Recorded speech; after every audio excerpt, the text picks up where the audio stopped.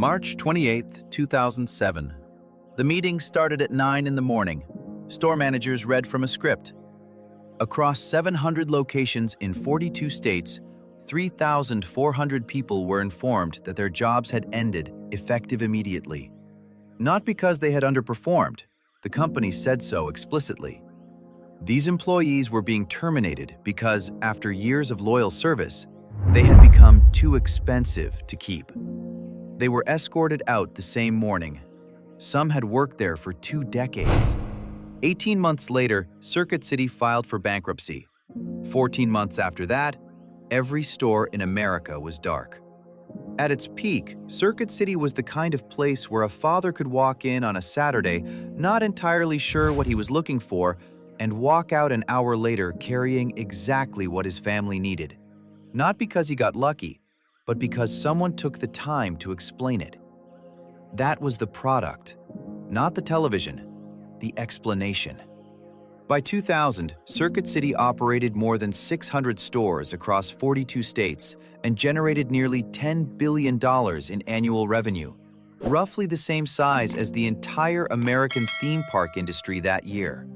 This was not a regional chain. It was a national institution.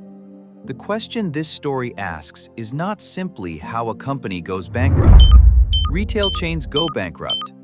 The question is how a company methodically destroys the single thing that made it worth going to, in plain sight, over several years, while its leadership collected 8-figure compensation packages and called the destruction a strategy.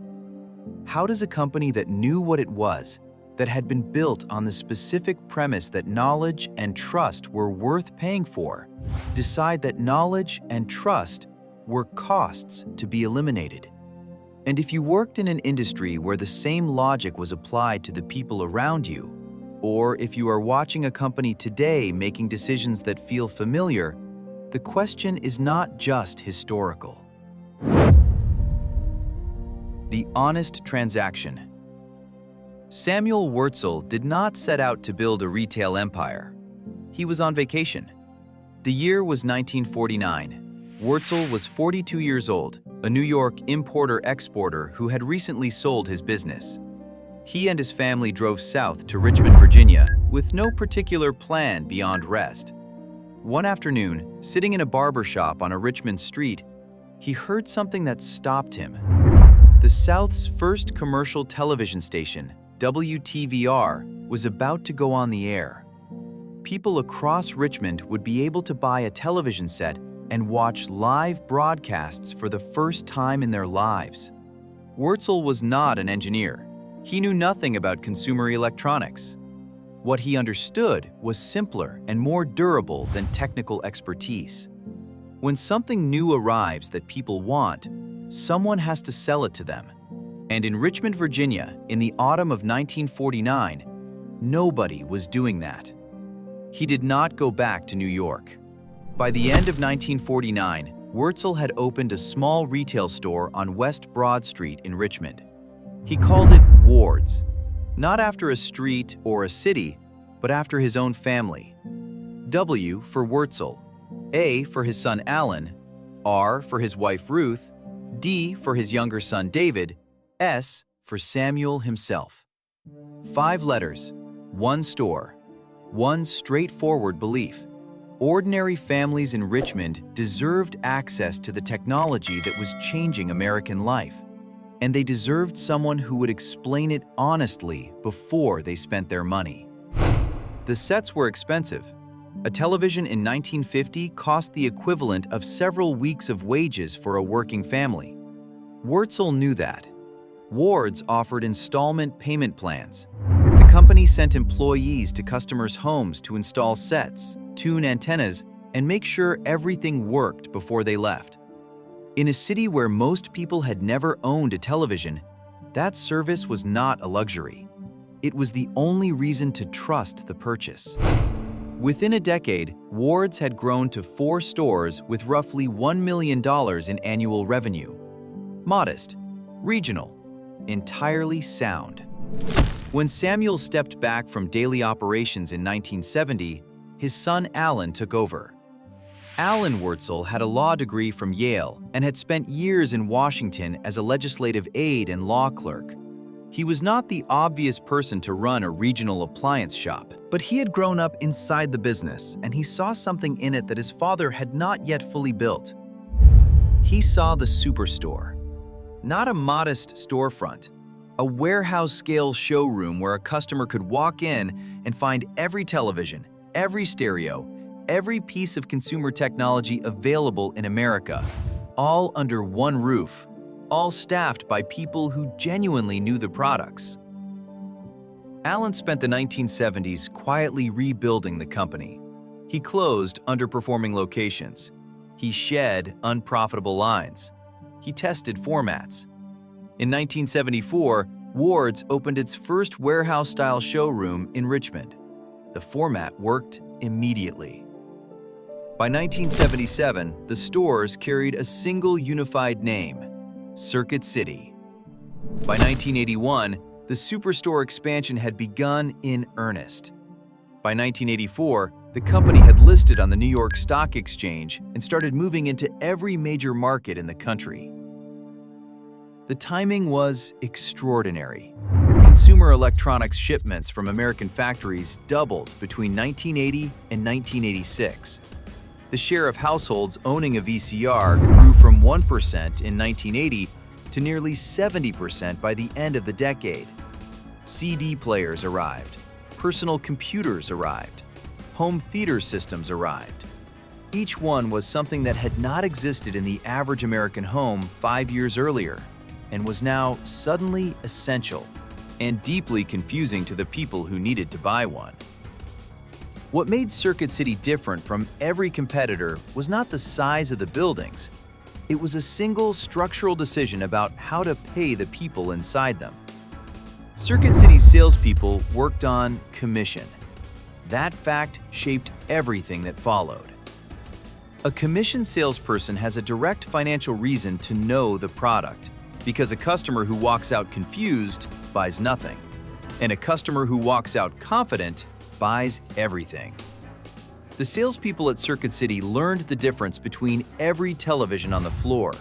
They knew which VCR had the cleanest slow-motion playback, which receiver had the best sound at high volume, which computer was right for a family with children versus one for a small business owner. They did not guess. They knew. And in an era before the internet, before consumer review sites, before any of the tools people use today to research a purchase, that knowledge was not a differentiator. It was the only thing that stood between a working family and a very expensive mistake. Dan Weidler worked the sales floor at a Circuit City in Oxnard, California for 11 years. His performance reviews described him as great, a superstar. He received regular raises. He expected to stay until he retired. He was in his mid-50s.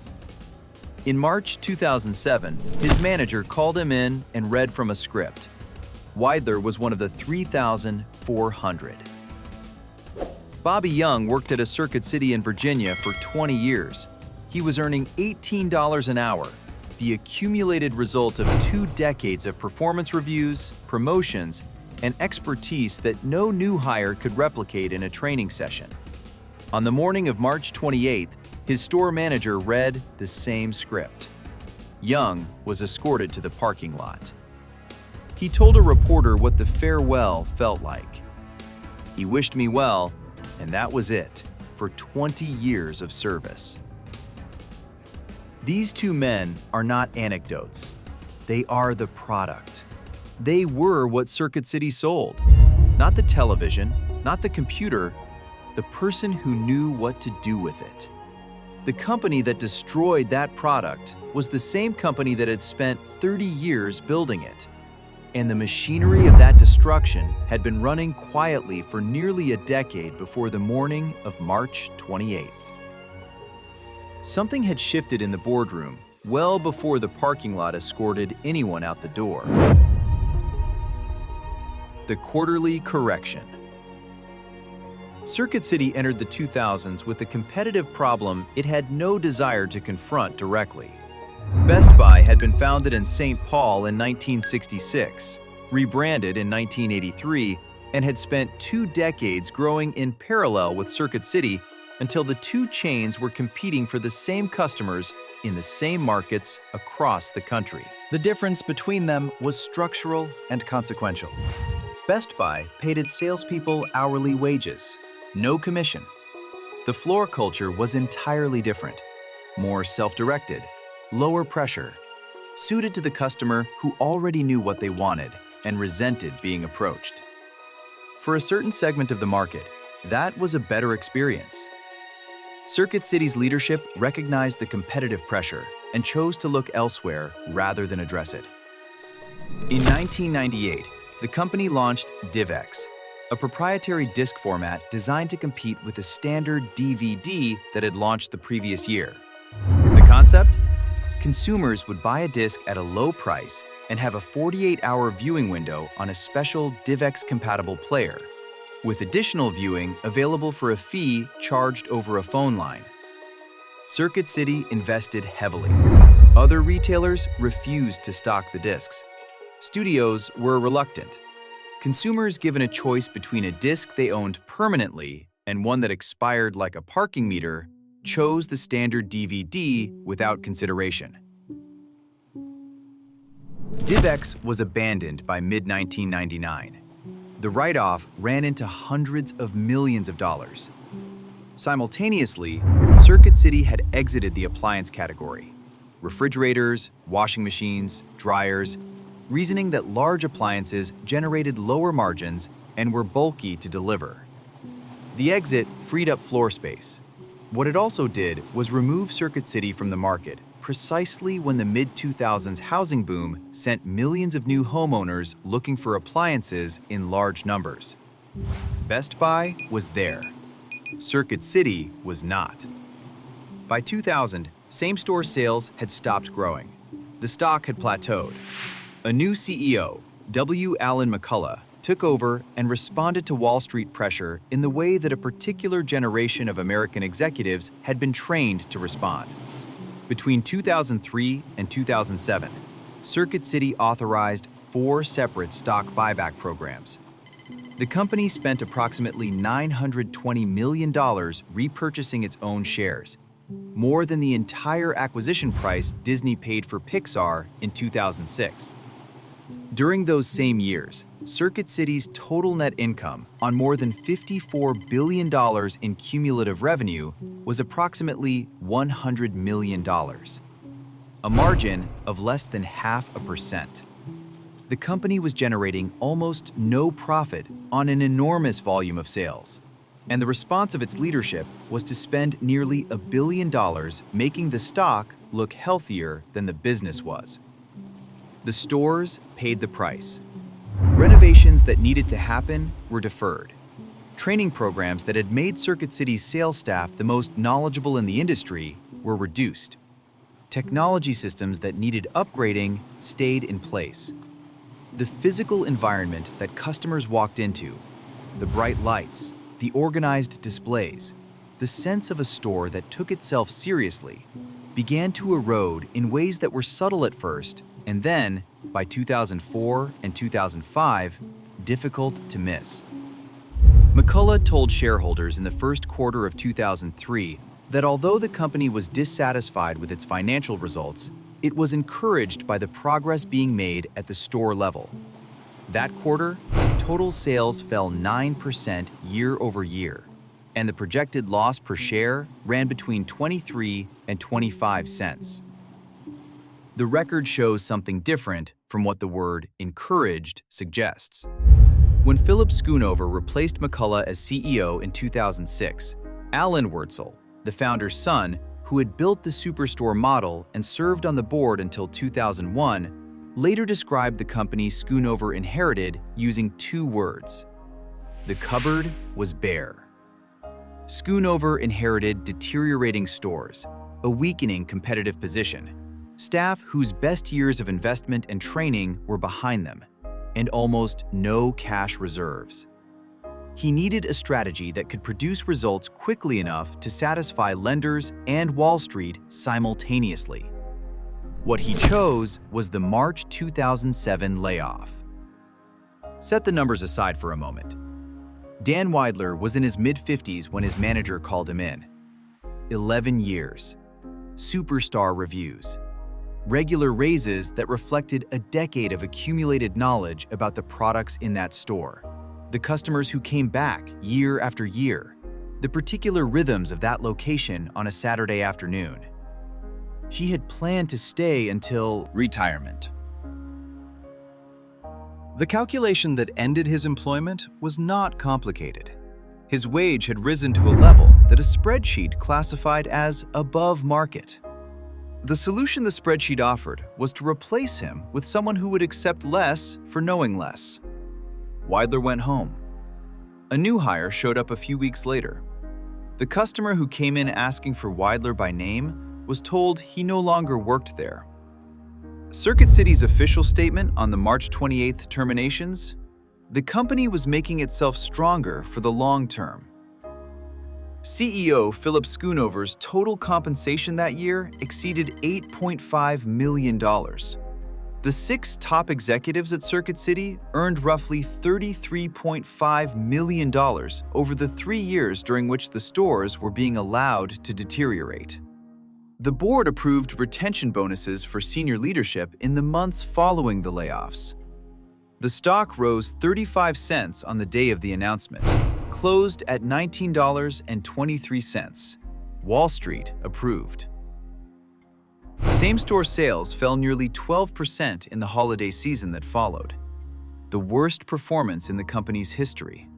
By the end of 2007, the stock that had closed at $19.23 on the morning of the mass firings had fallen to approximately $4.20. In 9 months, 3/4 of the company's market value had been destroyed. The signal was there. It had been there for some time. The customers noticed before the analysts did. They walked into Circuit City stores after March 2007 and asked questions. The questions that had always been answered immediately, confidently, by someone who had spent years learning that floor. Now the questions met uncertainty.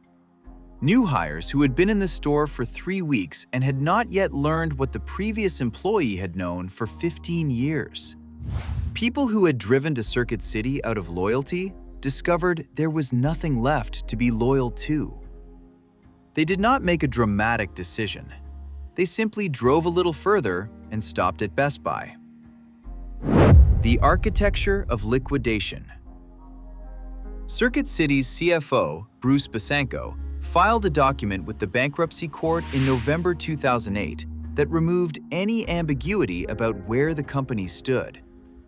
Without immediate relief, Besanko wrote, the company was concerned it would not receive goods for Black Friday and the upcoming holiday season, which could cause irreparable harm to the company and its stakeholders.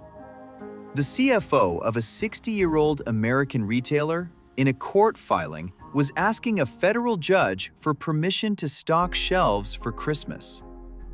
On November 10, 2008, 6 days after a presidential election that consumed the country's attention, Circuit City filed for Chapter 11 bankruptcy protection in federal court in Richmond, Virginia, the same city where Samuel Wurtzel had opened the first Ward store in 1949. The filing disclosed assets of $3.4 billion against debt of $2.32 billion, including $119 million owed to Hewlett-Packard and $116 million to Samsung Electronics. The company was approved to borrow $1.1 billion to finance operations during restructuring. Chapter 11 was not, in the immediate term, a death sentence. The stated intention was to reorganize, find a buyer, emerge smaller but functional. There were discussions with potential acquirers through December 2008. There were negotiations with creditors. There was, briefly, a cautious possibility that the brand could be preserved in some form. The holiday season of 2008 ended that possibility. The stores that remained open through the bankruptcy period did not feel like Circuit City anymore. Inventory was thin, staff was reduced. The windows were covered in promotional signage, clearance prices, urgency language, the vocabulary of a business that had accepted what was coming. Customers who came in during those weeks came the way people visit a place for the last time. Quietly, buying something small, standing in an aisle a moment longer than necessary before walking out. On January 16, 2009, the court set a deadline. Find a buyer or convert to Chapter 7. 2 potential acquirers were reported to be circling. An agreement between creditors and lenders was not reached in time. One by one, the potential rescuers looked at the lease obligations, the debt load, the declining traffic, the evaporated cash reserves, and walked away. Circuit City converted to Chapter 7, Liquidation, a consortium of firms, Great American Group, Hudson Capital Partners, SB Capital Group, Tiger Capital Group, specialists in the business of ending businesses, moved into the stores. New signage went up. Store closing. Everything must go. Final sale. The discounts started at 20% and deepened as the weeks passed. Customers came, not the customers who had built their relationship with Circuit City over decades, but bargain hunters. People who had never particularly cared about the brand, but recognized an opportunity. The shelves emptied from the outside in. Premium items first, then mid-range products, then accessories, then the cables and cases and small items that had always lived in the bins near the registers. The employees who remained worked through it. Those who stayed until the end received a modest retention payment, an incentive to keep the stores functional until the last possible day. They processed transactions for customers who did not know their names and watched the store become something unrecognizable. On March 8, 2009, the final Circuit City stores in the United States closed. The website was replaced with a single page. The message read, "Circuit City would like to thank all of the customers who have shopped with us over the past 60 years. 60 years. A barber's offhand remark about a television station. One store on West Broad Street. 567 locations going dark in a single month. The Liquidation Trust eventually paid out $778 million to creditors, 55 cents on the dollar. 17,000 creditors held claims of $1.2 billion. Nearly half of what they were owed was simply gone. Pension obligations were transferred to the Pension Benefit Guaranty Corporation, which meant that retirees who had earned their benefits over decades received less than they had been promised. Philip Schoonover, who had resigned months before the bankruptcy filing, received a reported severance package of $1.8 million. This is not a new story. The distance between who makes the decision and who lives with the consequences is not an accident of management, it is the architecture. Schoonover made the decision in March 2007 and was compensated accordingly. Bobby Young lived with the consequences starting that same morning. 2 years later, the 34,000 people who lost their jobs in the liquidation, many of them the lower-wage replacements hired after the mass firings, people who had been with the company less than 2 years, entered the worst job market since the 1930s, with limited tenure and limited severance. The company that replaced them in the market had learned the opposite lesson. Best Buy in 2012 came within reach of following Circuit City into bankruptcy. Same-store sales were falling. The founder had resigned. Amazon was accelerating its pressure on brick-and-mortar electronics retail, and Best Buy appeared to have no answer. Then Best Buy hired Hubert Joly as CEO. Joly raised wages. He improved training. He introduced price matching to eliminate the gap that made showrooming rational. He built vendor-staffed boutiques inside stores so that the expertise customers needed was present on the floor, not dependent on what a new hire had absorbed in orientation week. Best Buy did not just survive. It became one of the most studied retail turnarounds of the decade. What saved it was precisely what Circuit City had destroyed: knowledgeable, adequately compensated people capable of helping a customer make a decision. The Circuit City brand itself was acquired in 2009 by Systemax, which operated the website as an online retailer until 2012. In 2016, an entrepreneur named Ronnie Schmuel acquired the trademark and announced a full relaunch. New stores, new website, built on the nostalgia of the original. The announcement generated coverage. Former customers expressed genuine interest. The stores did not materialize at scale. The documents are public. Draw your own conclusions. The name survived. What the name had stood for did not. Dan Weidler has not been heard from since the Washington Post covered the layoffs in 2007.